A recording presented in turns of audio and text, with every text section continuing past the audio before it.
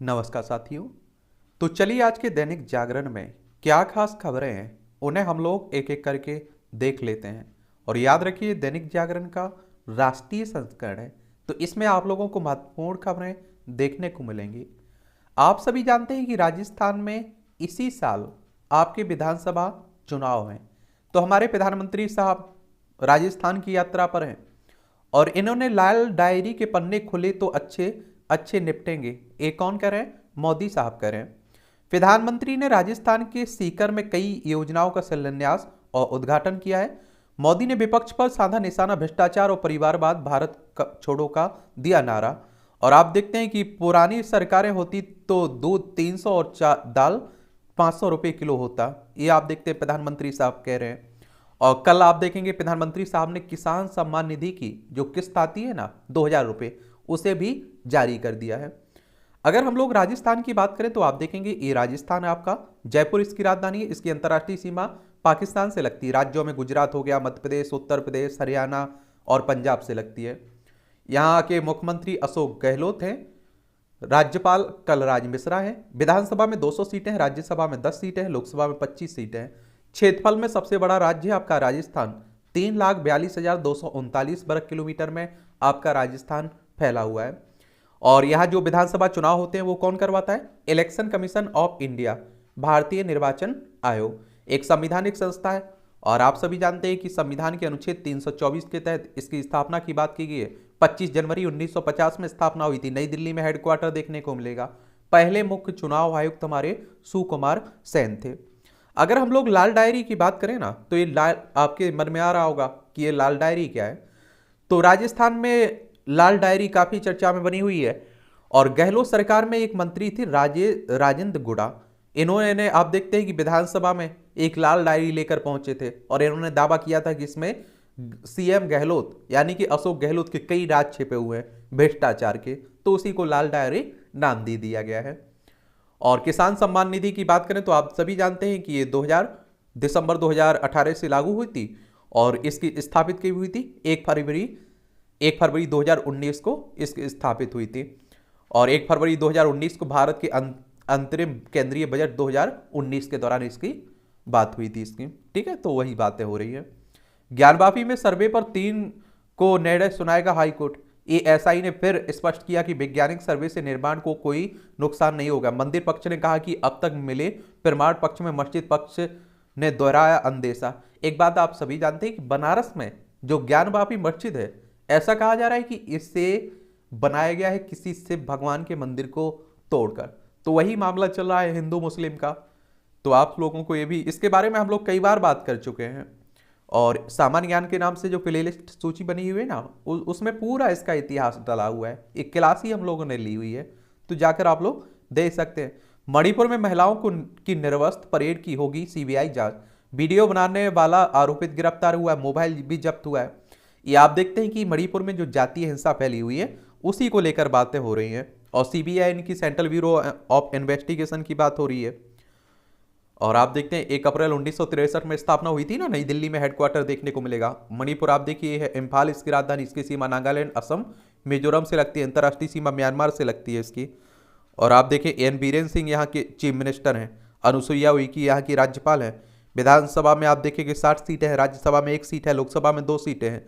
क्षेत्रफल इसका 22,327 वर्ग किलोमीटर है। 1972 में से राज्य के रूप में दर्जा दिया गया था। ठीक है, तो उसी की बात हो रही है। अविश्वास प्रस्ताव पर चर्चा की मंजूरी के बाद भी नहीं चली संसद। और काले कपड़ों में आए विपक्षी सांसद, भाजपा ने कसा तंज। राज्यसभा की कार्य मंत्रणा समिति की बैठक का विपक्ष ने किया वॉकआउट। यही समिति तय करती है कि सदन के कामकाज की रूपरेखा। ये आप सभी जानते हैं। देखिए आज से पहले अगर आप लोग कांग्रेस की सरकार में जाए या आप देखिए बीजेपी की सरकार में आइए, आप देखते हैं विरोध वो करते हैं। कोई भी मुद्दा हो आप देखते हैं कि सदन में हंगामा होता ही। अविश्वास प्रस्ताव कहने का मतलब है कि आप देखिए कि इस सरकार पर भरोसा नहीं रहा। और अगर आप देखिए इस सरकार को भरोसे में रहना है तो विश्वास हासिल करना होगा, बहुमत हासिल करना होगा। अगर अविश्वास प्रस्ताव पारित हो जाता है ना, तो प्रधानमंत्री को उनकी मंत्रिमंडल को इस्तीफा देना होगा, ये भी याद रखिएगा। और ये केवल लोकसभा में लाया जाता है। लोकसभा में कितनी सीटें हैं? 543 सीटें हैं। इसे लाने के लिए 50 सदस्यों की जरूरत होती है शुरुआत में। ठीक है, ये भी आप लोग याद रखिएगा। ये अरुणाचल प्रदेश से खिलाड़ियों को विशेष वीजा देने पर भारत का कड़ा प्रतिरोध। चीन के रवैये को भारत ने पूरी तरह अस्वीकार बताया। अपनी वुशु टीम को चीन नहीं भेजने का लिया फैसला भारत ने। ये आप देखते हैं कि क्या है कि चाइना है बदमाश, और चाइना क्या करता रहता है कि अरुणाचल प्रदेश को अपना हिस्सा बताता रहता है, इस तरह की हरकतें करता रहता है। ये ईटानगर इसकी राजधानी, इसकी सीमा भूटान, चाइना और म्यांमार से लगती है, ये भी याद रखिए। पेमा खांडू यहाँ के चीफ मिनिस्टर हैं। और आप देखते हैं कि केवल त्रिविक्रम पटनायक यहाँ के राज्यपाल हैं। विधानसभा में 60 सीटें हैं, राज्यसभा में 1 सीट है, लोकसभा में 2 सीटें देखने को मिलेंगी। और इसका क्षेत्रफल 83,743 वर्ग किलोमीटर में फैला हुआ है। इसे 21 जनवरी 1972 में केंद्र शासित प्रदेश बनाया गया था और 20 फरवरी 1987 में पूर्ण राज्य का दर्जा मिला था इसे। सुप्रीम कोर्ट ने ईडी निदेशक का कार्यकाल 15 सितंबर तक बढ़ाया। सुप्रीम कोर्ट ने विशिष्ट परिस्थितियों और व्यापक जनहित को ध्यान में रखते हुए केंद्र के अनुरोध पर आप देखिए ईडी निदेशक संजय मिश्र का कार्यकाल 15 सितंबर तक बढ़ाया है। और कोर्ट ने कहा है कि इसके बाद सेवा विस्तार नहीं दिया जाएगा, यानी संजय मिश्र 15 सितंबर की रात से ईडी निदेशक नहीं रहेंगे। अब आप देखेंगे। और ईडी की बात करें तो इन्फोर्समेंट डायरेक्टरेट की बात हो रही है, प्रवर्तन निदेशालय की बात हो रही है। इसकी स्थापना कब हुई थी? इसकी स्थापना आप देखेंगे कि 1 मई 1956 में हुई थी। नई दिल्ली में आप लोगों को हेडक्वार्टर देखने को मिलेगा। सुप्रीम कोर्ट हमारी संवैधानिक संस्था है। अनुच्छेद 124 के तहत सुप्रीम कोर्ट की स्थापना की बात की गई है। 28 जनवरी 1950 में इसकी स्थापना हुई थी। समुद्र में फंसे जहाज से 8 विज्ञानियों सहित 36 को बचाया गया है। भारतीय तट रक्षक ने समुद्र में फंसे आप देखेंगे अनुसंधान जहाज से गुरुवार को 8 वरिष्ठ विज्ञानियों सहित 36 लोगों को आप देखते बचाया। कर्नाटक के कारवाड़ तट के पास फंसा था इंजन खराब होने की वजह से। दवा प्रतिरोधी गंभीर बैक्टीरिया संक्रमण पर बार करेगा नया कंपाउंड विकसित करने में GARDP के साथ बेंगलोर स्थित बग वर्क्स भी शामिल है। और BWC 0977 कंपाउंड से AMR प्रभावित देशों में मरीजों को मिलेगी राहत। AMR यानी कि एंटी माइक्रोबियल रेजिस्टेंस की बात हो रही है। और आप देखते हैं कि GARDP की बात करें तो आप देखेंगे ये global antibiotic research and development partnership की बात हो रही है। ठीक है। वग वर्क्स की बात करें तो ये वग वर्क रिसर्च इंक की बात हो रही है। और खतरनाक बैक्टीरिया से बड़ी समस्या है। शोधकर्ता के अनुसार खतरनाक ग्राम नेगेटिव बैक्टीरिया के कारण होने वाले संक्रमण का उपचार दुरूह साबित हो रहा है। इन बैक्टीरिया में एंटीबायोटिक उपचार के लिए उच्च प्रतिरोधक क्षमता होती है और जिससे इन पर उपचार की तमाम विधियां निष्प्रभावी साबित हो रही हैं। और ऐसे में आप देखते हैं कि बैक्टीरिया से निपटने में सक्षम कंपाउंड से तैयार दवा से पूरे विश्व में स्वास्थ्य क्षेत्र को लाभ होगा, लेकिन यह उन देशों के लिए विशेष लाभकारी होगा जहां AMR का अधिक दुष्प्रभाव है। इन खतरनाक बैक्टीरिया के अस्पतालों में होने वाले संक्रमण के अलावा निमोनिया, रक्त संबंधी संक्रमण, दिमागी बुखार, मूत्र नली संबंधी संक्रमण हो सकते हैं। और त्वरित उपचार न मिलने पर आप देखिए अस्पताल में बैक्टीरिया से होने वाले गंभीर संक्रमण से सेप्सिस व मौत का खतरा भी होता है। और आप देखिए वग वर्क्स करेगी जांच। वग वर्क्स इस दवा को यूरोपीय संघ, अमेरिका, जापान और चीन में सीधे या अन्य कंपनियों के साथ लॉन्च करेगी, जबकि GARDP के पास 148 देशों में इसके निर्माण व व्यावसायिक अधिकार रहेगा। 4 वर्षों से हो रहा था इसमें शोध। ये आप देखिए 2019 से यह काम हो रहा था। और हमारा ध्यान ऐसा जानलेवा बैक्टीरिया पर है जो विश्व स्वास्थ्य संगठन की पैथोजेन की प्राथमिक सूची में है। हम इसे जरूरतमंद तक पहुंचाने के लिए प्रयासरत हैं।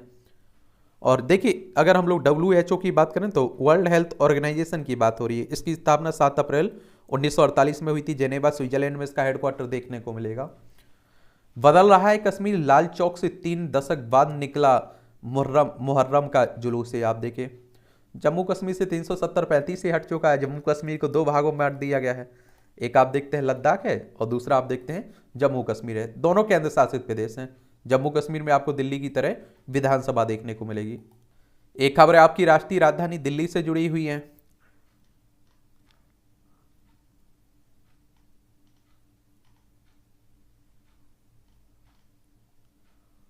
रात में LG ले रहे हैं G20 की तैयारियों का जायजा, मुख्य सचिव पीडब्ल्यूडी एनडीएमसी।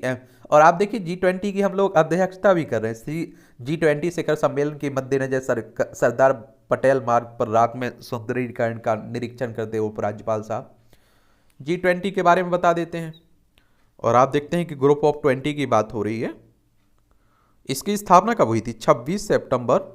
कब हुई थी? इसकी स्थापना हुई थी 26 सितंबर 1999 में। अंतर्राष्ट्रीय संगठन है और एक वैश्विक अर्थव्यवस्था में प्रमुख मुद्दों पर चर्चा करने के लिए व्यवस्थित रूप से महत्वपूर्ण औद्योगिक और विकासशील अर्थव्यवस्थाओं को एक साथ लाना इसका उद्देश्य है। इसमें 20 सदस्यों में आप देखेंगे कि यूरोपीय संघ है, संयुक्त राज्य अमेरिका, यूनाइटेड किंगडम, टर्की, दक्षिण अफ्रीका, सऊदी अरब, रूस, दक्षिण Korea, Mexico, Japan, Italy, Indonesia, Bharat, Germany, France, चीन, कनाडा, ब्राजील, ऑस्ट्रेलिया और अर्जेंटीना इसके सदस्य हैं। ये भी आप लोग याद रखिएगा।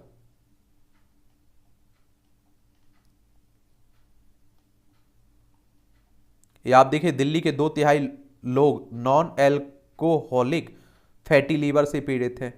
ये क्या होता है नॉन एल्कोहलिक फैटी लीवर? इस बीमारी में लीवर में अतिरिक्त फैट जमा होने लगता है और शराब ना पीने वालों में यह बीमारी पाई जाती है, इसलिए इसे नॉन एल्कोहलिक कहते हैं। कभी कभार शराब पीने वालों को भी यह बीमारी अपनी चपेट में ले सकती है। तब व्यक्ति के लीवर में फैट जमा होने लगता है जिससे गैस्ट्रो संबंधी कई तरह की बीमारियां होने लगती हैं। देखिए शराब पीने वाले यहाँ फायदे में हैं।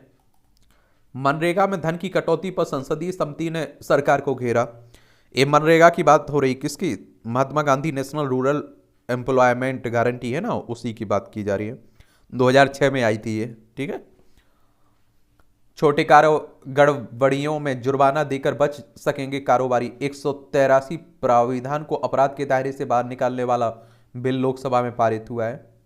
और देखिए एक और विधेयक कहने का मतलब होता है कि आप देखते हैं लोकसभा राज्यसभा में कोई प्रस्ताव आता है उसे बिल या विधेयक कहते हैं। जैसे ही लोकसभा राज्यसभा से पारित होता है, राष्ट्रपति साहब की सहमति मिलती है, हस्ताक्षर होते हैं, वो कानून बन जाता है। मोदी और चिनफिंग ने बताई थी संबंधों में स्थिरता की जरूरत।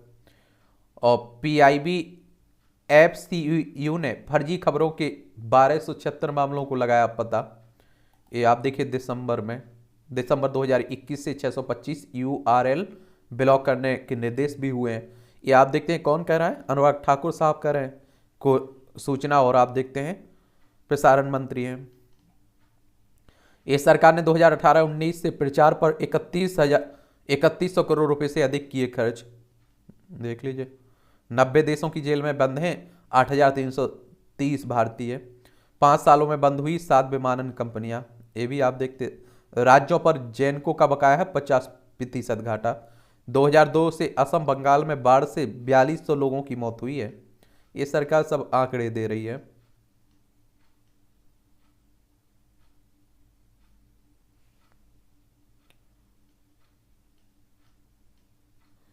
दुनिया का सबसे बड़ा संग्रहालय बनेगा युगीन भारत। 1.17 लाख वर्ग मीटर क्षेत्र में फैली 3 मंजिला इमारत होगी। 950 कमरे। दिल्ली के श्रीवेष्टा में बन रहा है ना, जो उसी की बात हो रही है। विदेश मंत्री की जापानी समकक्ष के साथ द्विपक्षीय सहयोग बढ़ाने पर वार्ता। हमारे विदेश मंत्री जयशंकर साहब की। अनुच्छेद 370 हटाने के समर्थन में कश्मीरी हिंदू पहुंचे सुप्रीम कोर्ट। कश्मीरी संगठन और सामाजिक कार्यकर्ता ने दाखिल की हस्तक्षेप अर्जी। और अनुच्छेद 370 निरस्त करने के खिलाफ 2 अगस्त से होगी सुनवाई। देखिए 35 से हट चुका है। एक साथ चुनाव कराने के लिए संविधान के 5 अनुच्छेदों में संशोधन की जरूरत है। जिन अनुच्छेदों में संशोधन की जरूरत है उनमें 83, 85, 172, 174, 356 शामिल है। सरकार ने देश में एक साथ चुनाव कराए जाने के फायदे भी बताए हैं। और महिला आरक्षण विधेयक पर आम सहमति जरूरी है, सरकार कर रही है। 750 से अधिक फास्ट ट्रैक विशेष अदालतों में 1.69 लाख मामलों का किया निपटारा। और ये आप देखिए बहुत पहले से मांग उठती आ रही है। ये आप लोगों को मालूम होना चाहिए एक साथ चुनाव करवाने की, क्योंकि आप देखते हैं कि हमारे हर साल कहीं ना कहीं चुनाव होते रहते हैं। इससे आप देखते हैं कि सरकार अस्थिर रहती है। आप देखते हैं कि कामों पर ध्यान नहीं दे पाती, लोगों के कल्याणकारी कार्यों पर ध्यान नहीं दे पाती है। तो इसीलिए कह दिया जाता है कि भैया एक बार चुनाव करवा लीजिए, 5 साल के लिए फुर्सत रहिए। उसी की बात हो रही है। तो इसमें अनुच्छेद 83 क्या कहता है? लोकसभा के गठन से संबंधित अनुच्छेद है। 85, ये आप देखते हैं कि ये अनुच्छेद आपका 83 संसद के सदनों की अवधि से संबंधित अनुच्छेद 83 है, और लोकसभा के विघटन से संबंधित अनुच्छेद 85 है। राज्य विधानमंडल की अवधि के लिए संबंधित अनुच्छेद 172 है। राज्य विधानमंडल के विघटन से संबंधित अनुच्छेद 174 है। और आप देखेंगे राज्यों में राष्ट्रपति शासन लगाने से संबंधित अनुच्छेद आप देखते हैं कि आपका 356 है। क्या है? 356 है। ये आप लोग याद रखिएगा। और पहले भी होते थे, ऐसा नहीं है कि ये यही नया कोई बात हो रही है, पहले भी होते आए हैं चुनाव एक साथ। ये आप देखिए राजनीति की खबरें हो रही हैं, आरोप प्रत्यारोप का दौर चल रहा है। चलिए ये भी आप लोग देखते रहिए अगर राजनीति में दिलचस्पी है तो।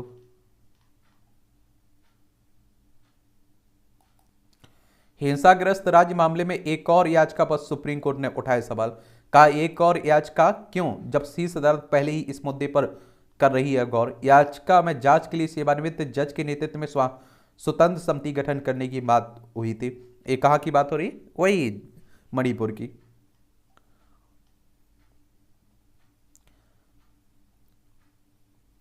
ये आप देखिए मुख्यमंत्री का बिल पास कराने के लिए अलग कानून हो, पुरोहित कह रहे हैं। राज्यपाल ने कहा पंजाब विधानसभा का विशेष सत्र असंवैधानिक था, पारित बिल मान्य नहीं होंगे। ये आप लोगों को एक और बात बता दूं कि जब केंद्र में सरकार किसी और की हो, राज्य में सरकार किसी और की हो, तो राज्यपाल और उस राज्य के मुख्यमंत्री की भी तनातनी चलती रहती है। तो यहाँ पंजाब में आम आदमी पार्टी की सरकार है और राज्यपाल है बनवारी लाल पुरोहित, तो यहाँ भी तनातनी चलती रहती है।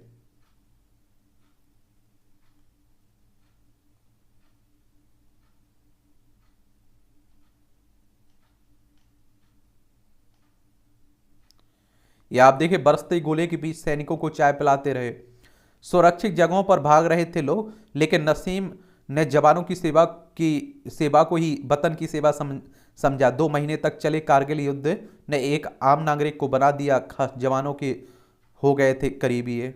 चलिए अच्छी बात है। आप देखें 1999 की बात हो रही है, ठीक है, जब पाकिस्तान से ये युद्ध हुआ था।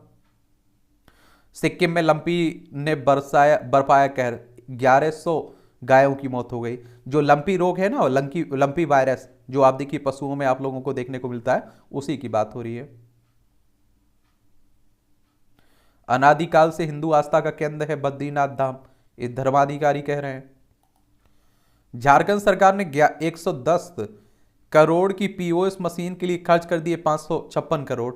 झारखंड के 24 जिलों में संचालित सरकारी राशन दुकानों पर 44,955 पीओएस मशीन है। सरकार 7 वर्ष में 556 करोड़ 80 लाख 36,390 रुपये कर चुकी है किराए का भुगतान। ये आप देखिए क्या होती है पीओएस मशीन। सरकारी राशन वितरण में पारदर्शिता बनाए रखने के लिए पीओएस मशीन माध्यम से सरकारी राशन की दुकानों पर राशन वितरण की सुविधा उपलब्ध की गई है।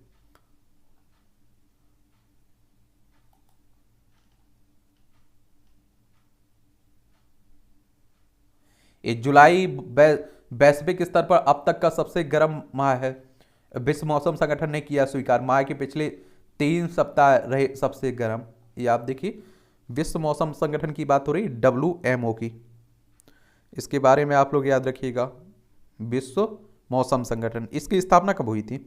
23 मार्च 1950 में हुई थी। जेनेवा स्विट्जरलैंड में इसका हेडक्वार्टर आपको देखने को मिलेगा।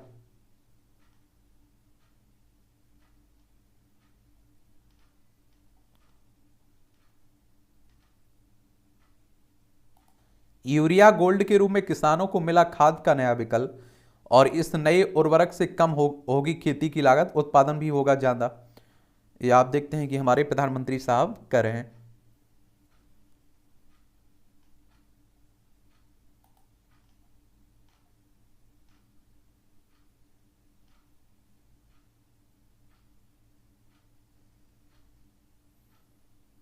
इसरो ने गगनयान के प्रणोदन प्रणाली के सफल परीक्षण, और महेंद्री में आप देखिए इसरो प्रणोदन परीक्षण में किए गए दोनों हॉट टेस्ट। इसरो ने कहा कि इस तरह की 3 और परीक्षण किए जाएंगे। और देखिए एक और बात बताऊं, अगर हम लोग बात करें किसकी, इसरो की, तो हमारी अंतरिक्ष एजेंसी है इंडियन स्पेस रिसर्च ऑर्गेनाइजेशन, और आप देखते हैं कि इसकी स्थापना 15 अगस्त 1969 में हुई थी। बेंगलुरु में इसका हेडक्वार्टर आपको देखने को मिलेगा।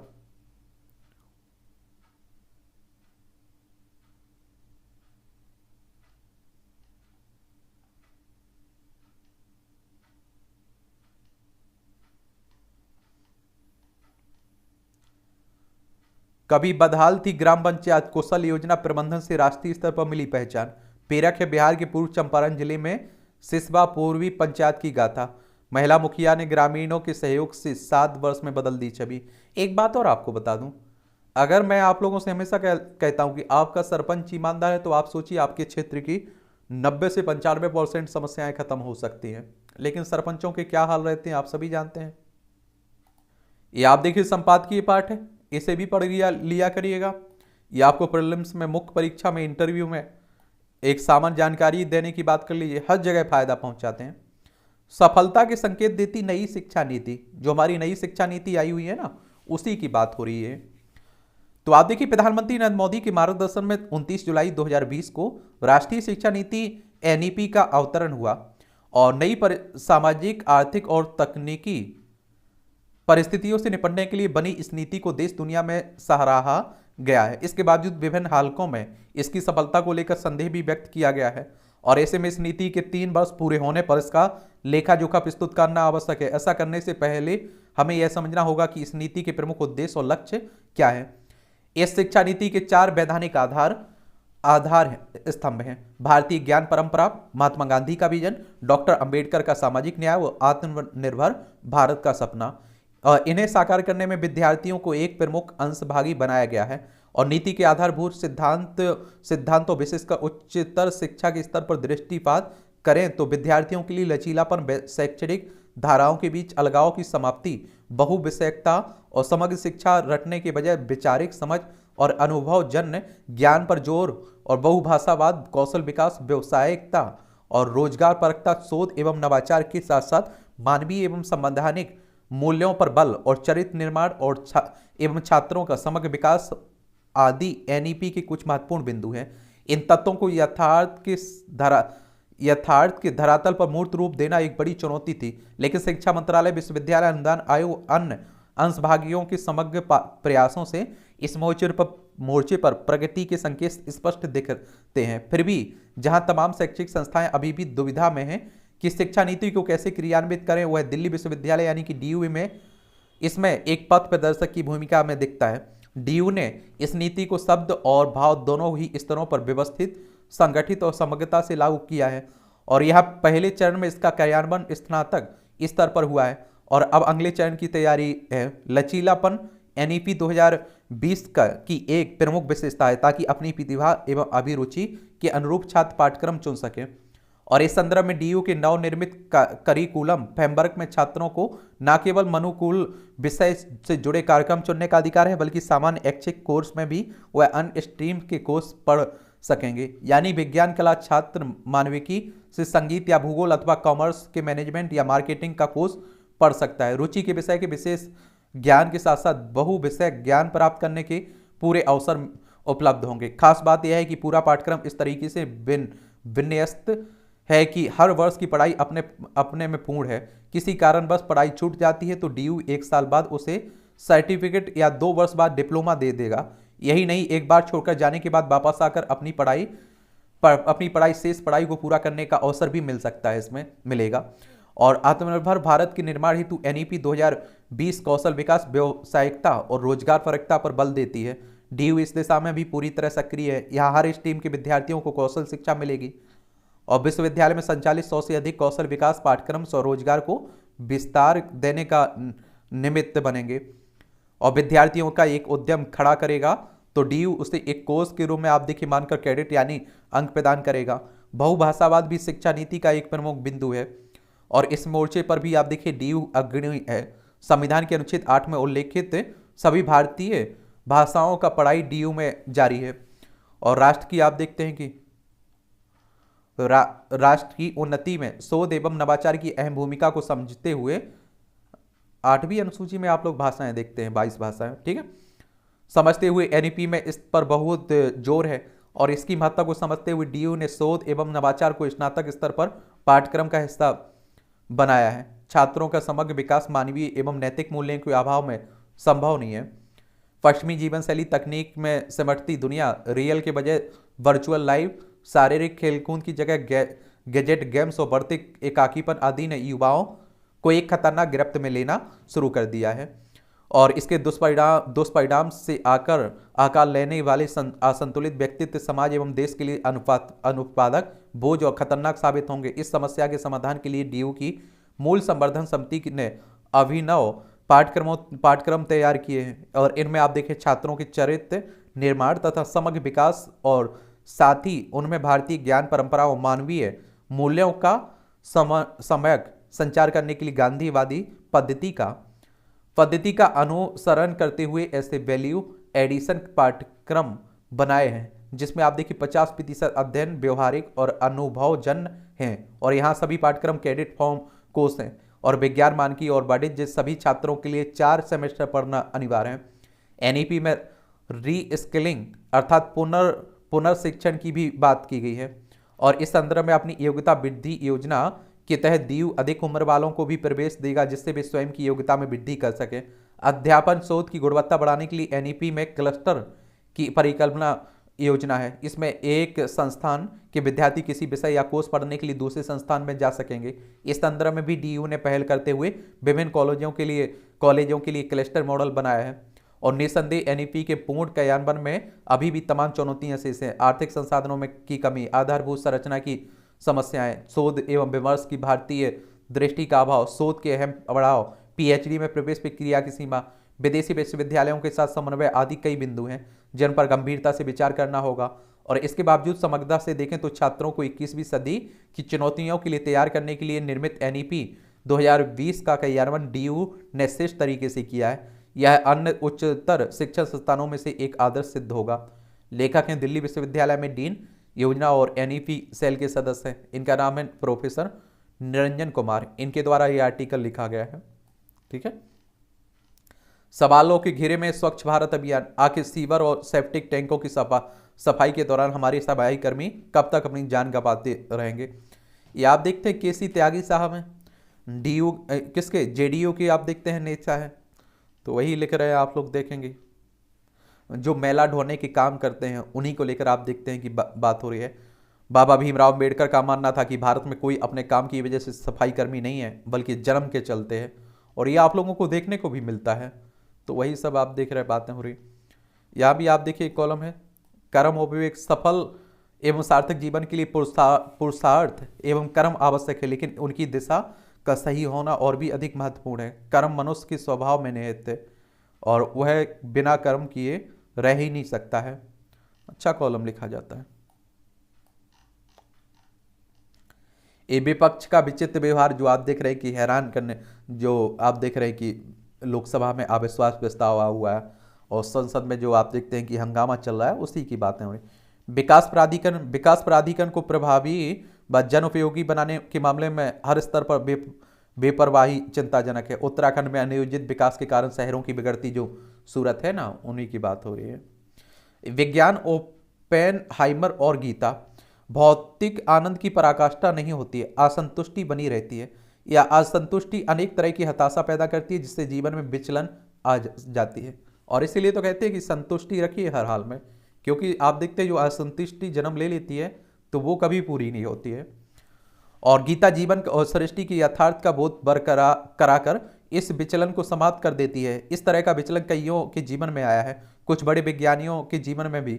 जे Robert Oppenheimer, Albert Einstein, APJ Abdul Kalam जैसे विज्ञानियों ने ऐसी स्थिति में गीता का सहारा लिया है। इन दिनों ओपेनहाइमर के जीवन पर बनी फिल्म की वजह से गीता चर्चा में। दूसरा विश्व युद्ध चल रहा था। जर्मनी के हिटलर ने जापान के साथ मिलकर युद्ध छेड़ रखा था। वह निरंतर जीतता जा रहा था। यूरोपीय देश अमेरिका के सहयोग के बावजूद हारते जा रहे थे। ऐसे में विज्ञानी ओपेनहाइमर सोच रहे थे कि कैसे जर्मनी और जापान से बचा जाए और 16 जुलाई 1945 के दिन एटम बम बनाने में सफल हो गए।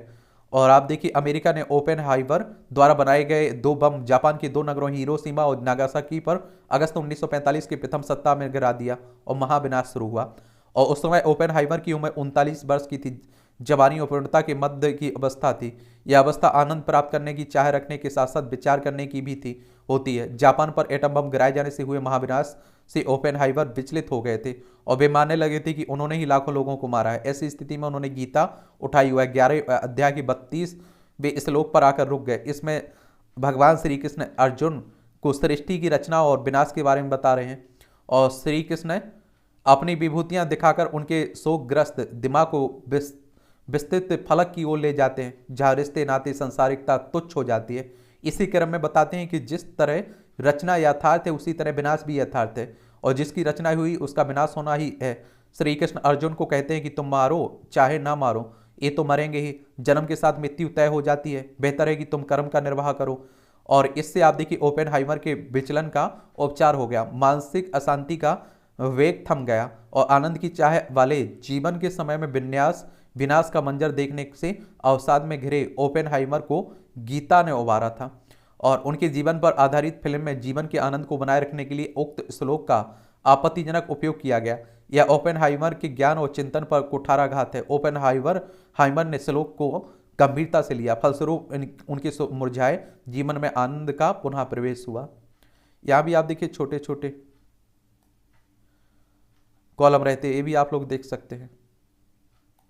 गिग अर्थव्यवस्था में नई हलचल। हाल में इंदौर में G20 देशों के श्रम एवं रोजगार मंत्रियों की बैठक में गिग कर्मचारियों को पर्याप्त और टिकाऊ सामाजिक सुरक्षा, स्वास्थ्य सुविधाओं के साथ उच्च रोजगार देने पर जोर दिया गया है। राजस्थान सरकार ने गिग श्रमिकों को सामाजिक सुरक्षा की गारंटी देने के लिए गिग वर्कर्स बिल पेश किया है। कर्नाटक सरकार ने गिग वर्कर्स को मुफ्त स्वास्थ्य और जीवन बीमा देने का ऐलान किया है। गिग इकोनॉमी क्या है और इससे जुड़े प्रयासों का निहितार्थ समझना आवश्यक है। दुनिया में कामकाज या रोजगार की जो शैलियां उद्योगीकरण के बाद विकसित हुई हैं, उनमें खुद के कारोबार के अलावा मोटे तौर पर अस्थायी और अनुबंध पर की जाने वाली नौकरियां अब देखिए ही पेट पालने का साधन मानी जाती हैं। तो उन्हीं की बात हो रही है जो जिसमें आप देखते हैं कि ये कौन रहते हैं, जैसे आप देखिए ये जोमेटो वाले हो गए, स्विगी वाले हो गए।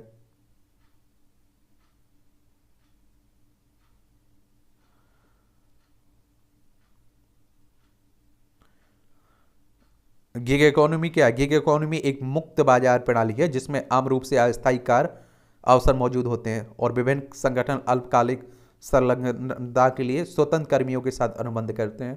जैसे आपको बताया ना कि ये स्विगी वाले हो गए या जोमेटो वाले हो गए, इनका कौन स्थायी नौकरी है, कभी भी निकाला जा सकता है। एक टमाटर वाले की डायरी खरी खरी तंज कसा जा रहा है, देख लीजिए। यहाँ भी राजभवन बनाम सरकार के आसार हैं। ये झारखंड में हर जगह आप देखिए, जहाँ केंद्र में अलग सरकार है, राज्य में किसी और की सरकार है, वहाँ देखने को मिलता है। गठबंधन की साइड इफेक्ट ये आप देख लीजिए, जो 2024 के लिए बन रहा है उसी की बातें हो रही है। ये गठबंधन होना बड़ा मुश्किल है। सीटें बंटवारा अगर हो जाती है अच्छे से तो भारतीय जनता पार्टी को नुकसान होगा, इसमें भी कोई दो राह नहीं है। भारत 2027 में बन जाएगा तीसरी सबसे बड़ी अर्थव्यवस्था। SBI इको रैप के मुताबिक पहले के अनुमान से 2 वर्ष पहले ही यह काम हासिल कर लेगा भारत। चालू वित्त वर्ष के दौरान सालाना विकास दर 6.5% रहने की संभावना है। 4 सालों में इकोनॉमी में होगी ऑस्ट्रेलिया की अर्थव्यवस्था से ज्यादा वृद्धि। 750 अरब डॉलर की वृद्धि होगी प्रत्येक वर्ष अर्थव्यवस्था में। 20 ट्रिलियन डॉलर हो जाएगी भारत की अर्थव्यवस्था 2047 तक। और आप देखिए 2027 तक 3 देशों की इकोनॉमी, अमेरिका की आप देखिए 31.09 ट्रिलियन डॉलर, चीन की 25.72 ट्रिलियन डॉलर, भारत की 5.15 ट्रिलियन डॉलर। देखिए हमारी तुलना करिए अमेरिका चाइना से, कई गुना ज़्यादा है हमारी। ये चालू वित्त वर्ष में 6 से 6.3 की दर से बढ़ेगी भारतीय अर्थव्यवस्था, डेलाय कह रहा है। और समान आईटीआर फार्म जल्द लेकर आए वित्त मंत्रालय, संसदीय समिति कह रही है। ये आयकर रिटर्न की बात हो रही। एयर इंडिया एक्सप्रेस के विलय को मंजूरी मिली है नागर विमानन महानिदेशालय ने। वित्त वर्ष 2023 में 13% बढ़ा है डिजिटल पेमेंट। ONGC ने शुरू की है विवाद से विश्वास योजना। ये आप देखेंगे विवाद से विश्वास 2 को अंजाम देने की दिशा में कदम उठाया है। अदानी ट्रांसमिशन का नाम अदानी एनर्जी सॉल्यूशंस हुआ। बिकवाली के दबाव में 400 अंक से ज्यादा टूटे सेंसेक्स। RBI ने कहा कि पूरी तरह वैध है स्टार निशान वाले नोट। ये आप लोग देख लिए, RBI यानी कि रिजर्व बैंक ऑफ इंडिया की बात हो रही। 1 अप्रैल 1935 में स्थापना हुई थी। मुंबई में हेडक्वार्टर देखने को मिलेगा। केमिकल पेट्रोकेमिकल PLI पर विचार, ये हमारी वित्त मंत्री साहिबा कह रही हैं। 10 अरब डॉलर की प्रोत्साहन योजना से सेमीकंडक्टर में इतिहास रचेगा भारत।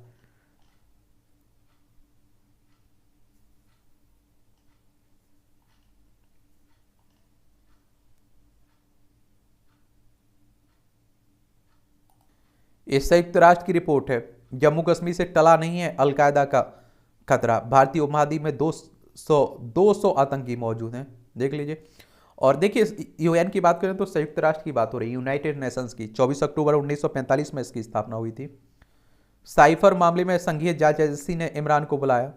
ये संघीय जांच एजेंसी ने पाकिस्तान तहरीक ए इंसाफ पार्टी के प्रमुख हैं इमरान खान को साइफर मामले में सभी संबंधित दस्तावेजों के साथ आप देखते हैं कि बुलाया। और आप देखते हैं जियो न्यूज के अनुसार पूर्व प्रधानमंत्री ने अपनी सरकार को अमेरिका के इशारे पर गिराने का आरोप लगाया था ना। इमरान सरकार पिछले वर्ष अप्रैल में सत्ता से बाहर हो गई थी, तो इसी के प्रमाण की बात हो रही है सब, ठीक है। पाक में गोपनीय सूचना बताने पर 5 वर्ष की कैद, देख लीजिए। राजनाथ के बयान पर तिलमिलाया पाकिस्तान कि जम्मू कश्मीर जो पाक पीओके वाला हिस्सा ना उसे भी लेने की बात हो रही है। नाइजर में सेना ने तख्ता पलट कर राष्ट्रपति बजोम को बंधक बनाया, नाइजर की बात हो रही है। लिया में धार्मिक पुस्तकों को जलाने के आवेदनों से स्वीडन के प्रधानमंत्री बेचैन हैं। श्रीलंका में तमिलों के मुद्दे सुलझाने के में नाकाम रहे राष्ट्रपति विक्रम सिंघे। चीन ने पाकिस्तान को $2.4 अरब का ऋण चुकाने में दी राहत। उत्तर कोरिया के नेता किम जोंग उन रूस के रक्षा मंत्री से मिले। एक कुवैत में 2015 की शिया मस्जिद विस्फोट के दोषी समेत 5 को फांसी की सजा हुई है। अमेरिका में अत्यधिक गर्मी से राहत के लिए बाइडेन ने उठाया कई कदम। मौसम के पूर्वानुमान में सुधार और पीने के पानी को लेकर बनाई नई योजना इन्होंने। चीन की गांव ने पाकिस्तानी प्रेमी के लिए सीमा लांगी। हमारे यहाँ से भी आप देखिए एक अंजू चली गई, वहाँ से एक सीमा आ गई। नॉर्वे की पर्वतरोही ने 3 माह में 14 चोटियों पर चढ़कर बनाई रिकॉर्ड। ये नॉर्वे का पर्वतरोही है क्रिस्टीन हारिला और नेपाली गाइड तेंजिन शेरपा आप लोग देखने को मिल रहा है। एक खेल का क्षेत्र आप देखेंगे और क्रिकेट हमारे देश में सबसे ज्यादा पसंद किया जाता है। श्रीहरि 31वें स्थान पर पहुंचे। भारत के अनुभवी तैराक हैं श्रीहरि नटराज। फीना विश्व तैराकी चैंपियनशिप में पुरुषों के 200 मीटर बैक स्टॉक स्पर्धा में निराशाजनक हाथ लगी है इन्हें, 31वें स्थान पर पहुंचे। आयरलैंड की जगह पक्की। आयरलैंड ने जर्मनी के खिलाफ क्वालिफाइंग दौर मैच वर्षा की भेंट चढ़ने के बाद वेस्ट इंडीज और अमेरिका में होने वाले आईसीसी T20 विश्व कप 2024 में सुनियोजित की है जगह। विश्व चैंपियनशिप में ट्रायल्स में निर्णय 1 अगस्त के बाद होगा, तदर्थ समिति कह रही है। कुवैत के शेख अहमद पर 3 वर्ष का प्रतिबंध। अंतर्राष्ट्रीय ओलंपिक समिति ने नैतिक निकाय की ओर से जारी अनुशंसा को अनुमोदित करते हुए कुवैत के शेख अहमद अल फतेह अल सबा को ओलंपिक काउंसिल ऑफ एशिया चुनाव में उनकी कथित भागीदारी पर 3 वर्ष के लिए प्रतिबंध लगा दिया है। भारत में पहली बार एशियन यूथ भारोत्तोलन चैंपियनशिप। भारत पहली बार 28 जुलाई से 5 अगस्त तक यह गौतम बौद्ध विश्वविद्यालय में एशिया जूनियर युवा भारोत्तोलन चैंपियनशिप की मेजबानी कर रहा है। स्टार्क ने बरपाया कहर। ये तेज गेंदबाज हैं आप देखेंगे। 5 बार ऐसे टेस्ट हो रहा है ना। पाक की नजरें 31 वर्ष का सूखा समाप्त करने पर है। ये आप देखिए 1992 में इमरान खान के नेतृत्व में ट्रॉफी जीतने के बाद अब तक विश्व विजेता नहीं बन सका पाकिस्तान की टीम। ये भारतीय फुटबॉल टीम को मिला आसान ड्रा। भारतीय पुरुष फुटबॉल टीम को एशियाई खेलों के लिए गुरुवार को यहाँ हुए ड्रा में चीन, बांग्लादेश और म्यांमार के साथ ग्रुप ए में रखा गया है, और जबकि महिला टीम ग्रुप बी में थाईलैंड और चीन ताइपे के साथ सम्मिलित है। तेजस फेडे रेटिंग लेने वाले दुनिया के सबसे युवा खिलाड़ी बने हैं। प्रणव लक्ष्य सात्विक चिराग जापान ओपन के क्वार्टर फाइनल में पहुंच चुके हैं। एम्बापे ने अल हिलाल के प्रस्ताव को ठुकराया। यह आप देखिए Paris Saint Germain star forward Kylian Mbappe की बात हो रही है। कॉलेज दोस्ती और रोमांस, ये आप लोग कहानियां हैं, किस्से हैं।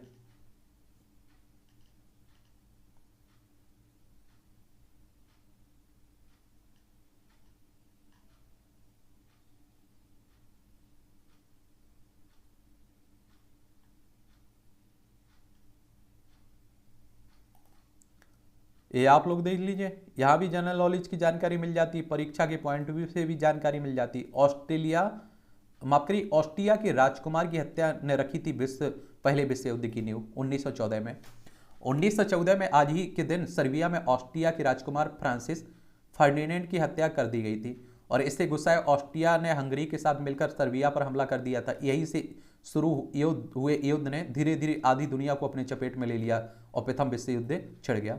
प्रयागराज में संगम तट पर स्थित किले में हुई पवित्र अक्षय वट की खोज। 1950 में आज ही पूर्व न्यायाधीश शिवनाथ काटजू ने अपने गुरु पंडित देवी दत्त शुक्ल की प्रेरणा से प्रयागराज के संकट संगम तट स्थित किले में पवित्र अक्षय वट की खोज की थी। 1583 में अकबर ने जब किला बनवाया था तो यह वृक्ष उसी में कैद हो गया था। आमजनों के दर्शनार्थ से 2019 में खोला गया था। रसायन विज्ञान के क्षेत्र में पीटी नरसिम्हन का था अहम योगदान। रसायन विज्ञानी पीटी नरसिम्हन का जन्म 1928 में आज ही के तमिलनाडु के कुडालोर में हुआ था। 1962 में सहायक प्रोफेसर के रूप में भारतीय प्रौद्योगिकी संस्थान कानपुर से जुड़े। बाद में अमेरिका जाकर परमाणु स्पिन युग्मन स्थिरांक के सिद्धांत पर काम किया। भारत में एक्स बैंड पर गतिशील परमाणु ध्रुवीकरण के विकास में मदद की। कंप्यूटेशनल रसायन विज्ञान के क्षेत्र में योगदान देकर उन्होंने रासायनिक गणनाओं को हल को आसान बना दिया। 1970 में शांति स्वरूप भटनागर पुरस्कार से सम्मानित हुए। प्लास्टिक की बोतलों का पुल आप देख लीजिए। पर्यावरण की दृष्टि से प्लास्टिक के कचरा एक गंभीर समस्या भी बना हुआ है और इससे प्लास्टिक की बोतलों की चिंतनीय भूमिका भी है। तो ये चुनौतियों के बीच सर्बिया की राजधानी बेलग्राद की ये अनूठी प्रयोग है। देख, सिक्किम में खोजी पौधों की नई प्रजातियां, पैडी कोली रिस रिविलियाना। भारत के पूर्वोत्तर भाग में स्थित पर्वतीय राज्य सिक्किम अपनी जैव विविधता के लिए जाना जाता है। भारतीय हिमालय क्षेत्र के संपूर्ण पौधों की विविधता में अकेले सिक्किम की हिस्सेदारी 45%। वार्टिनिकल सर्वे ऑफ इंडिया प्रयागराज केंद्र के विज्ञानियों ने इस राज्य में पौधे की एक नई हेमीपैरासिटिक प्रजाति पेडिकुलेरिस रिविलियाना की खोज की है। ये आप लोग सिक्किम को एक बार देख लीजिए। सिक्किम हमारा राज्य है ना, देखिए ये सिक्किम है। गंगटोक इसकी राजधानी, इसकी सीमा नेपाल, चाइना और भूटान से लगती है। राज्यों में देखें तो केवल एक राज्य सीमा पश्चिम बंगाल से लगती है और 16 मई 1975 में इसे राज्य बनाया गया था। लक्ष्मण आचार्य यहाँ के राज्यपाल हैं। मुख्यमंत्री प्रेम सिंह तमांग हैं। विधानसभा में 32 सीटें हैं, राज्यसभा में 1 सीट है, लोकसभा में 1 सीट है। इसका क्षेत्रफल 7096 वर्ग किलोमीटर में फैला हुआ है सिक्किम। ठीक है। बॉटनिकल सर्वे ऑफ इंडिया के विज्ञानियों ने कटाओं के जंगलों से 4 साल पहले की थी पहचान। विश्व भर में मौजूद पौधों की प्रजातियों के डाटाबेस से मिलान के बाद किया गया मान। 677 प्रजातियां शामिल हैं। दुनिया भर में लगभग 83 प्रजातियां और 13 उप प्रजातियों का पता चला है। भारत में 9 किस्मों के पौधे भी पाए जाते हैं भारत में। विज्ञानियों ने इस पौधे की औषधीय गुण का पता लगाने की कोशिश भी की है। वनस्पति विद्या डॉक्टर जेम्स लॉर्टिज रिविज का नाम दिया गया इसे। चलिए सब चलती रहती हैं, खोजें होती रहती हैं। डायबिटीज पीड़ित अल्ट्रा प्रोसेस्ड फूड का कम करें उपयोग, एक खोज होती रहती है, अनुसंधान। बेअसर हो रही 3rd जनरेशन की एंटीबायोटिक, चिंताजनक अधिक है। अधिक एंटीबायोटिक के उपयोग से मरीजों के कॉर्बापेनम रेजिस्टेंस खत्म हो रहा है। एक बात और आप लोगों को बता दूं कि क्या है, आप देखिए बार बार अगर आप लोग एंटीबायोटिक लेते हैं ना तो आपकी प्रतिरोधक क्षमता घट जाती है।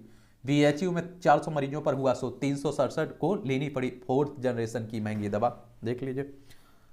या आप देखिए मूवियों से जुड़ी खबरें हैं, अगर आपको पढ़ना है तो पढ़ सकते हैं, आप लोग छोड़ना है तो छोड़ सकते हैं। और इस तरह से आप देखेंगे कि आज की न्यूज़पेपर की कहानी खत्म होती है। आप लोग पढ़ते रहिए, एंजॉय करते रहिए। आपका कोई सवाल हो, सुझाव हो मेरे लिए तो आप लोग जरूर बताइए। मेरी शुभकामनाएं हैं आप लोगों के साथ। आपको मेहनत करनी है।